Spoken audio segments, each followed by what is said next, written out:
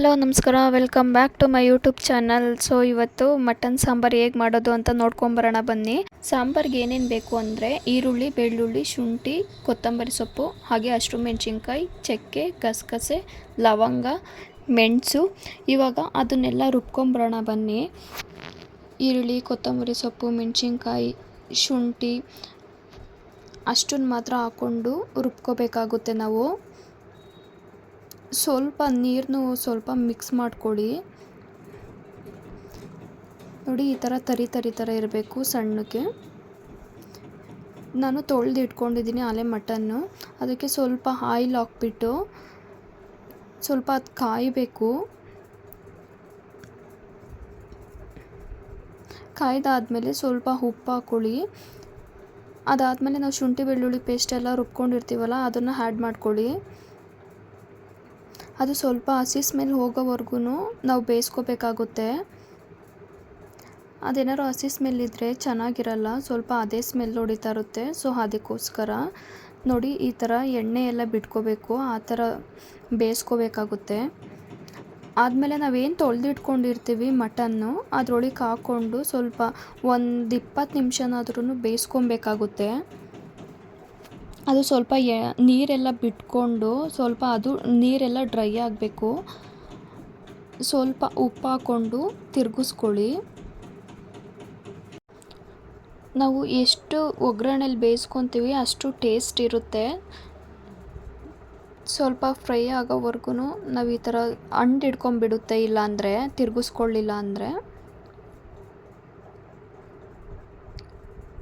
ನೋಡಿ, ಈ ಥರ ಎಲ್ಲ ತಿರುಗಿಸ್ಕೊಂಡಾದ್ಮೇಲೆ ಸ್ವಲ್ಪ ಹೊತ್ತು ಒಂದು 20 ನಿಮಿಷ ಇಲ್ಲ ಒಂದು ಅರ್ಧ ಗಂಟೆ ಬೇಯಕ್ಕಿಡಿ. ಅಷ್ಟರಲ್ಲಿ ನಾವು ಖಾರಕ್ಕೆ ಏನೇನು ಬೇಕು ಅಂದರೆ ಸ್ವಲ್ಪ ಗಸಗಸೆ, ಲವಂಗ, ಚಕ್ಕೆ, ಹಾಗೆ ಮೆಣಸು, ಕಾಯಿ, 3 ಸ್ಪೂನಷ್ಟು ನಾನು ಖಾರದ ಪುಡಿನ ಹಾಕ್ಕೊತಿದ್ದೀನಿ.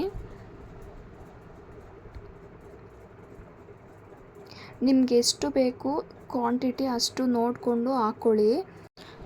ಖಾರಕ್ಕೆ ಎಷ್ಟು ಬೇಕು ಅಷ್ಟು ನೀರನ್ನು ಕೂಡ ಆ್ಯಡ್ ಮಾಡ್ಕೊಳ್ಳಿ. ಅದಾದಮೇಲೆ ಸ್ವಲ್ಪ ರುಬ್ಕೊಂಡು ಇದಾದಮೇಲೆ ನಾನು ಆಮೇಲೆ ಕಡಲೆ ಹಾಕ್ತಾಯಿದ್ದೀನಿ. ಸ್ವಲ್ಪ ರುಬ್ಕೊಂಡಾದ್ಮೇಲೆ ಈ ಥರ ತರಿ ಥರ ರುಬ್ಕೊಬೇಕಾಗುತ್ತೆ. ಆದಮೇಲೆ ಮಟನ್ನು ಕೂಡ ಬೆಂದಿದೆ ಸ್ವಲ್ಪ ಒಗ್ಗರಣೆಲಿ.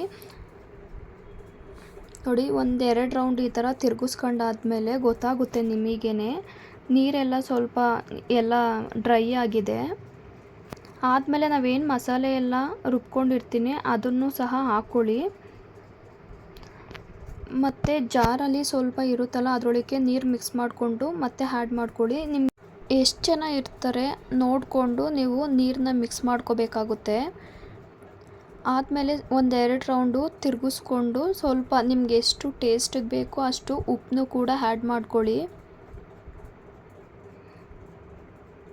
ಅದು ಬೆಂದಾದಮೇಲೆ ಸ್ವಲ್ಪ ತೆಳು ಬರುತ್ತೆ, ಅದಕ್ಕೋಸ್ಕರ ನಾನು ಗಟ್ಟಿಗೆ ಮಾಡ್ಕೊತಿದ್ದೀನಿ. ನೀವು ಒಗ್ಗರಣೆಗೆಲ್ಲ ಹಾಕಿರ್ತೀರಲ್ವ ಉಪ್ಪನ್ನು, ಸೊ ನೋಡಿಕೊಂಡು ನೀವು ಉಪ್ಪನ್ನು ಆ್ಯಡ್ ಮಾಡ್ಕೊಳ್ಳಿ. ಆದಮೇಲೆ ನಾನು ಮುಚ್ಚಳ ಕ್ಲೋಸ್ ಮಾಡ್ತಾಯಿದ್ದೀನಿ. ನಾನು ಒಗ್ಗರಣೆಲ್ಲೇ ಬೇಯಿಸ್ಕೊಂಡಿದ್ದೀನಲ್ವ, ಸೊ ನಾನು 3 ವಿಷಲ್ ಮಾತ್ರ ಕೂಗಿಸ್ಕೊತಿದ್ದೀನಿ.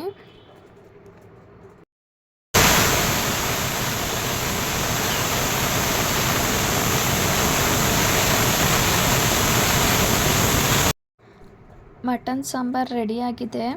ಈ ಮುಚ್ಚಳ ತೆಗಿತಿದ್ರೇ ಆ ಸ್ಮೆಲ್ಲು ಘಮ ಅಂತೈತೆ. ಇದು ಮುದ್ದೆಗೆ ಎಲ್ಲ ಎಷ್ಟು ಸಖತ್ತಾಗಿರುತ್ತೆ ಅಂತ ಅಂದರೆ ಸೂಪರಾಗಿರುತ್ತೆ. ರೆಡಿಯಾಗಿದೆ ಮಟನ್ ಸಾಂಬಾರು. ನಿಮ್ಗೇನಾದರೂ ಇಷ್ಟ ಆದರೆ ಪ್ಲೀಸ್ ಸಬ್ಸ್ಕ್ರೈಬ್ ಮಾಡ್ಕೊಳ್ಳಿ, ಹಾಗೆ ಒಂದು ಬೆಲ್ಲೈಕನ್ನ ಕ್ಲಿಕ್ ಮಾಡಿ, ಹಾಗೆ ಒಂದು ಶೇರ್, ಕಾಮೆಂಟ್, ಒಂದು ಲೈಕ್ ಕೂಡ ಮಾಡಿ. Thank you.